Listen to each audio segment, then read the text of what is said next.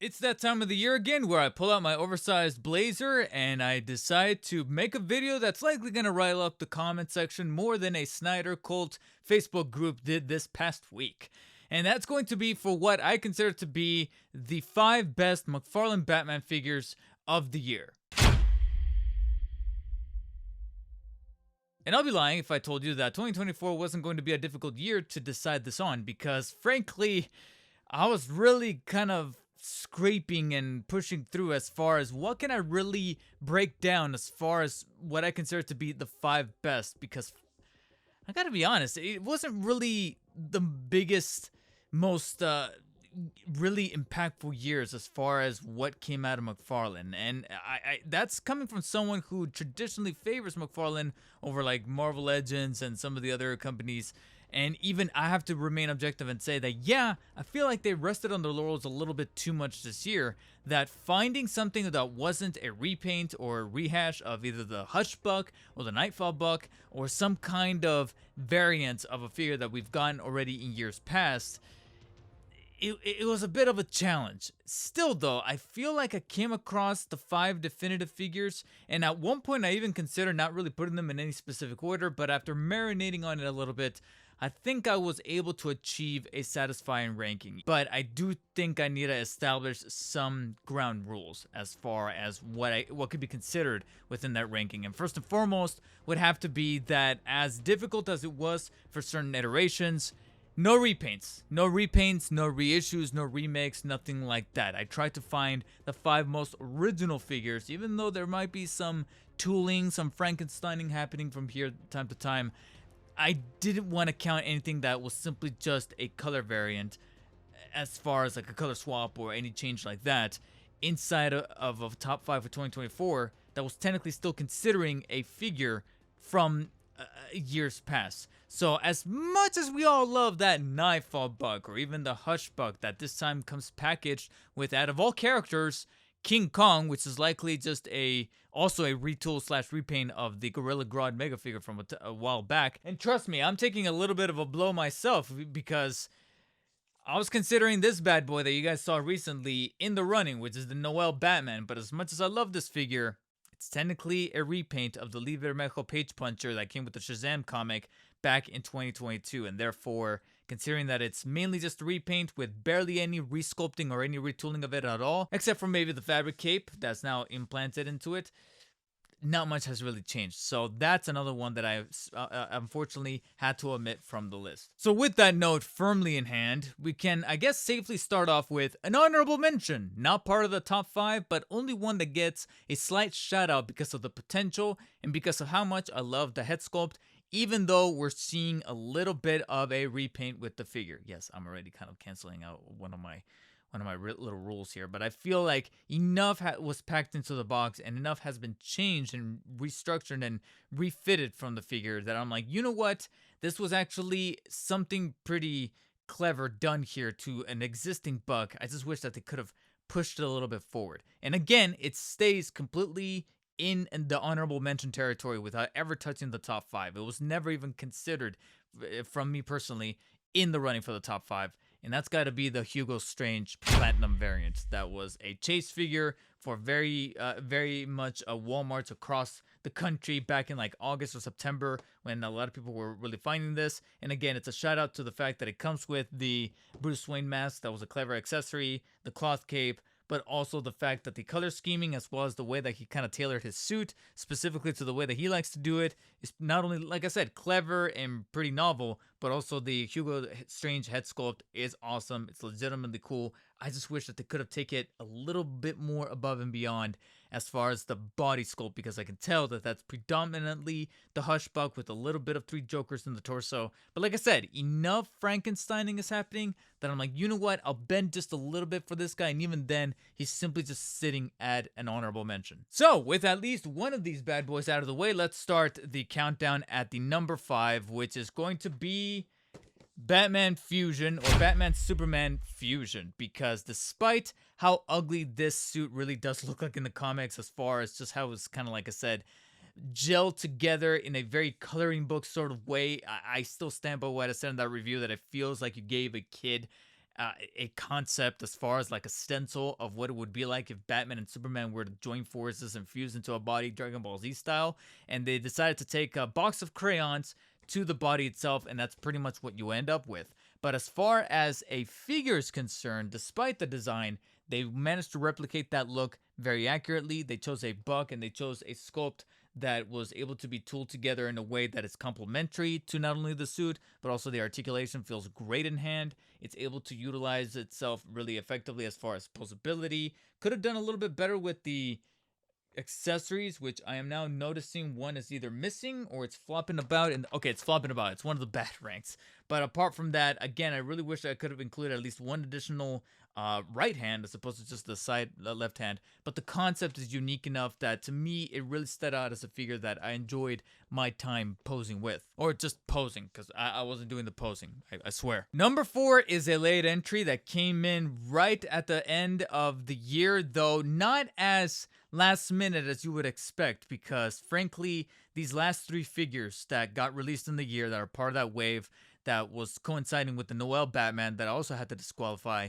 We had the Silver Age, which was a Nightfall, and the Neo Gothic, despite being kind of cool, wasn't really that much of a standout. So just, entering right before that though was the BVS wave.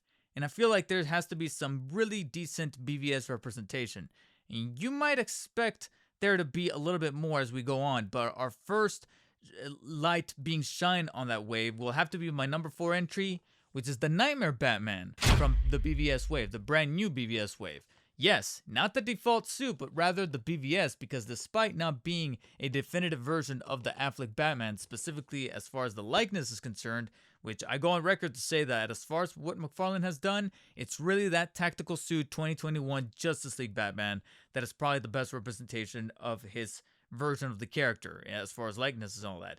And so they still got a ways to go as far as bringing us that head sculpt back, and it's probably not going to happen because of licensing issues, whatnot.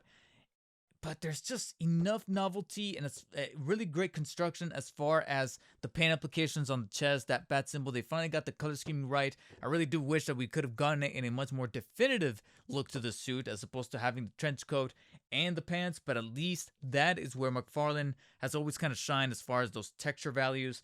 Yes, we could have added a little bit more wear to the jacket itself, especially since because in the movie during that nightmare sequence, it's a little bit on the dirtier side, but at least it's represented really well done right there. The pants, like I said before, and just a solid build, and even the head sculpt, despite not being accurate, it's still a couple of notches above what we've seen recently as far as the Flash version, whether it be the original version from last year or the Platinum corrected version, as a lot of people like to call it this year. It's still better than whatever the hell that was. That looks like Jesse Eisenberg's Lex Luthor, just with a cowl, which is actually a little bit of a tinfoil hat theory that I developed. But apart from that, I feel like there's more going on with the head sculpt and the way that the cowl's designed. I'm like, you know what? That is actually frankly on point, that it even makes the other version a little bit of a step up via just a simple head swap. And that combined with some cute accessories, though I really would have appreciated the batarang or even some of the included ones with the gold label, which unfortunately I didn't really count because I feel like the amount of accessibility towards that gold label, considering how quickly it sold out, I feel like that wouldn't be fair to put that on the list because not a lot of people have access to it, but this guy is still readily available, and this is effectively the foundation of where that came from. So accessories aside, if we're counting just a figure, I would say that this is my number 4. Number 3 is quite frankly before my time, even further back than the Silver Age Batman, but at least this time there's enough differences going on with the figure itself, and it's pioneering what I like to consider a little bit of a new era into McFarlane Batman collecting. And that's going to be that first appearance, Detective Comics number 27, Batman from earlier this year, in which we got an incarnation of his first appearance with the elongated ears, the longer protruding ears, as well as the much more simplistic but also very, very pulpy look to the suit, where you have the very minimalist bat symbol, but then the really garish purple gloves.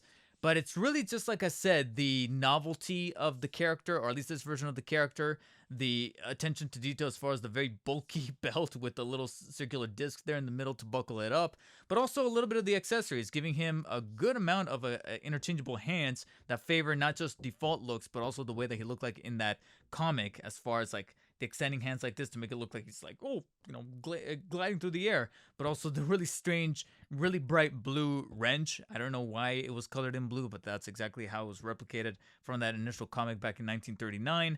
And apart from that, the biggest highlight about this figure that definitely deserves its spot on the list, even though it's the midways through, would have to be the inclusion of fabric capes. It's not my favorite cape because we're not dealing with cloth, but more so like with that nylon fabric. But the fact that they were giving us some kind of felt good with wires on the outside to be able to pose it in a variety of ways, this was really the turning point that made me go, yeah, I really don't think it's going to be pragmatic for McFarlane to go back to the standard molded, pre-sculpted, pre-molded rubberized capes.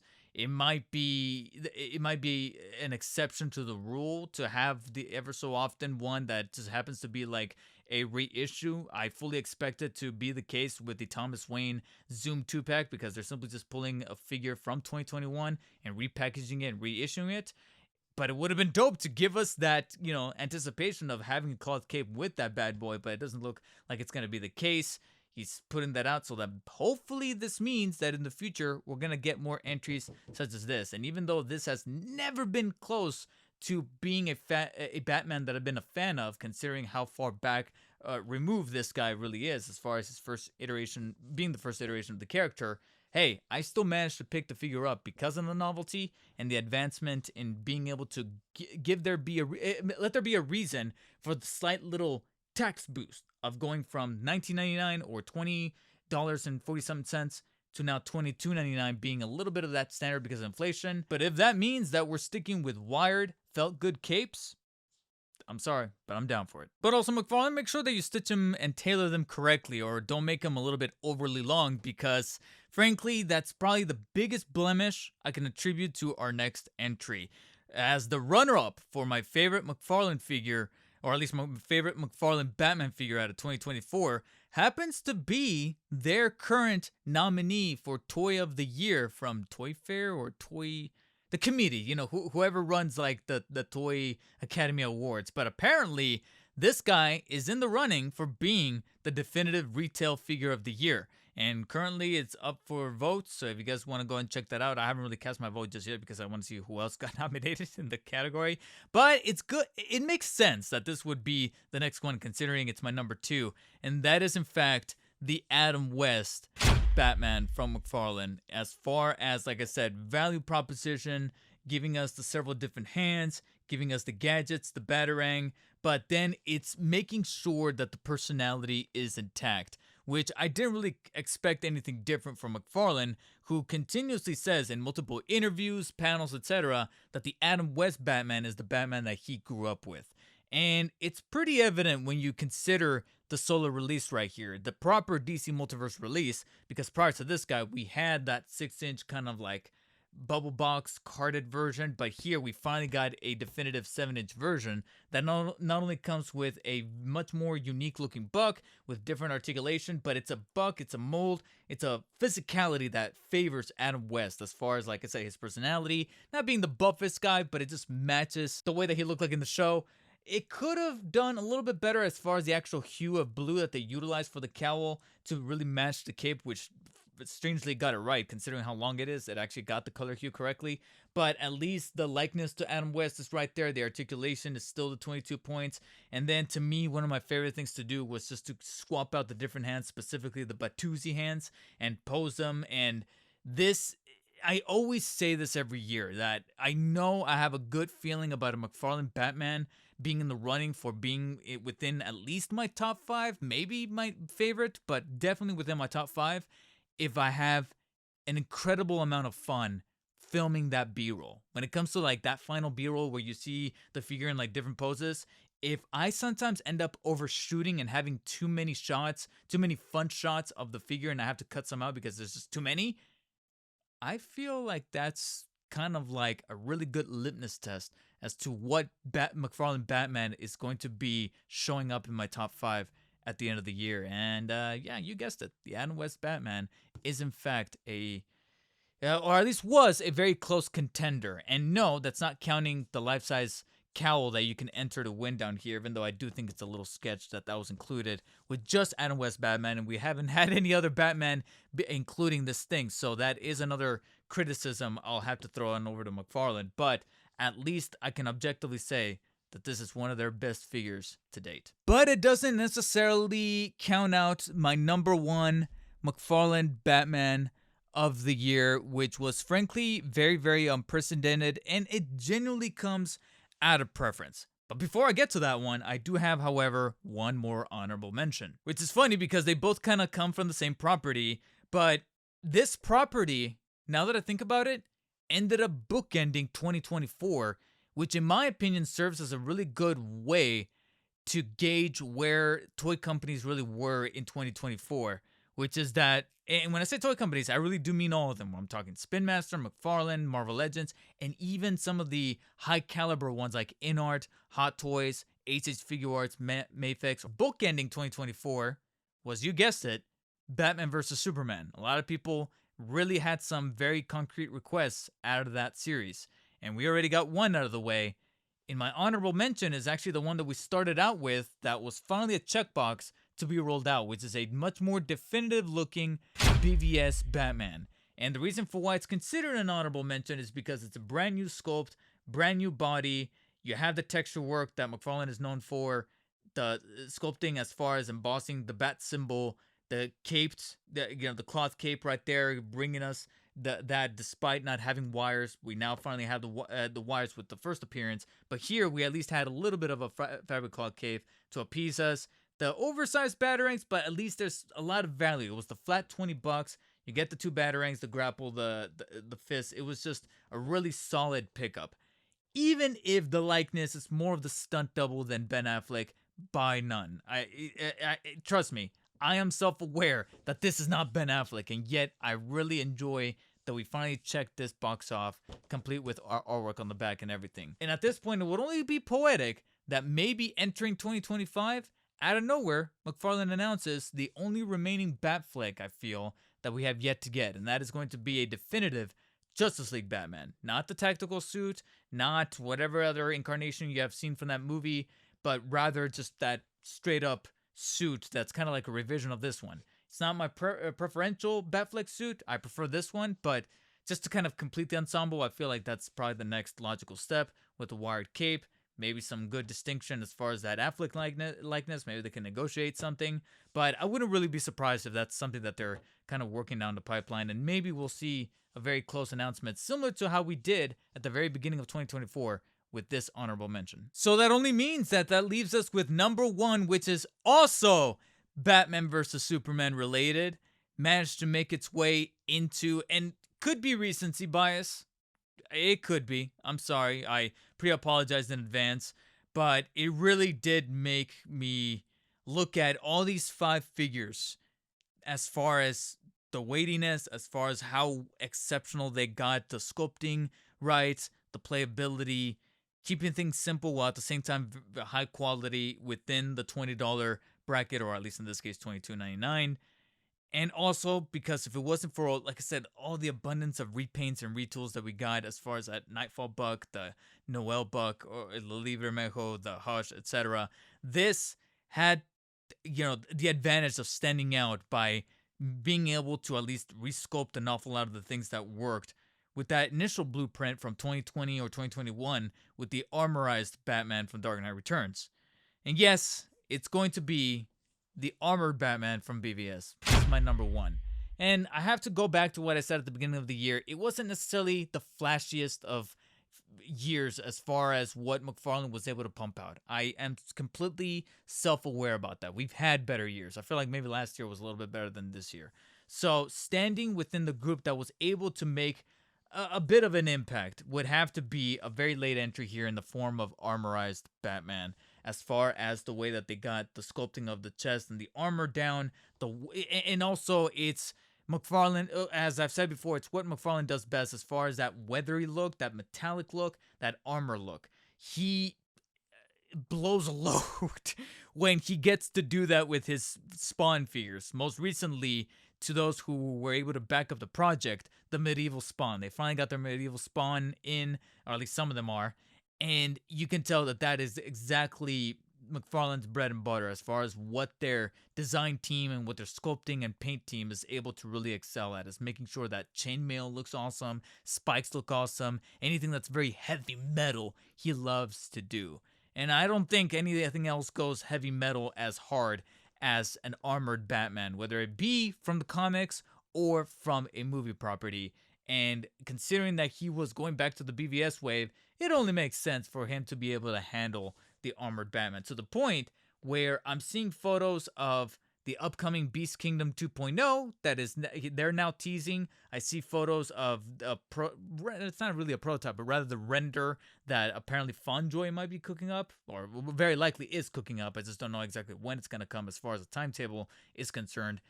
But I would even argue that looking at this guy, I'm going, he might just be able to stand his ground and provide some competition, especially when it comes to value, because Mezco sometimes pushes it with the $50. Fonjoy pulls it down a little bit more to 40, and this guy's gonna go for the $22.99. So that would probably be a very intriguing battle. But I wouldn't necessarily be surprised if, for the value proposition, with a cloth wired cape, so it's not the nylon, it's actual cloth that looks very accurate, color scheming is correct, and I would even argue that the amount of helmet that he's got around the mouth plate, I'd buy this being Ben Affleck more so than even the Nightmare Batman or the honorable mention standard BVS Batman. And I think all those qualities managed to make this guy memorable enough to be considered for my number one. But I must reiterate, this is all purely out of preference. I wouldn't blame you whatsoever if you consider other Batman either within this amalgamation or any other Batman that got released thus far. Obviously, a very wishful thing that I think I share with an awful lot of people as far as McFarlane is concerned is pinless joints. But I just feel like if he wanted to do that, he would have done it by now. But it's still within my wish list for 2025. Keep the wired case, but maybe we can see a little bit more actual cloth as opposed to the nylon cheapy stuff. And then, of course, we can all just gush about which definitive Batman we want to see on the wish list as far as the Batman Returns, which I know a lot of you folks want to see, some of which recently got revealed as of late, like the Batman Begins, though I have my concerns about that, the 89 Solo release. And then, of course, speaking of that Superman trailer, there's a very undoubtedly going to be a good assortment of figures based on that movie, including more than likely a Build-A-Figure or even some statues and the like. So down in the comment section, what was your favorite figures out of 2024? Any ranking, any order. Doesn't even necessarily have to be Batman. It could also be Superman, anything DC related, anything collector's edition related. And then what are your anticipated figures for 2025? What do you wish that McFarlane would tackle or any other toy company would tackle entering 2025? And I'll definitely be reading them. Whether or not I'll respond to them, it depends on how logically thought out some of those comments end up being, because trust me, I've been seeing some that I'm like, be the better man, David. be the better man, and just put the phone down. And now I'm gonna put the camera down, but I'm looking forward to what you guys have to say. And as always, if you guys enjoyed this ranking, hit the thumbs up button. If not, hit the thumbs down, and I'll catch you guys in the new year. Take care and stay humble.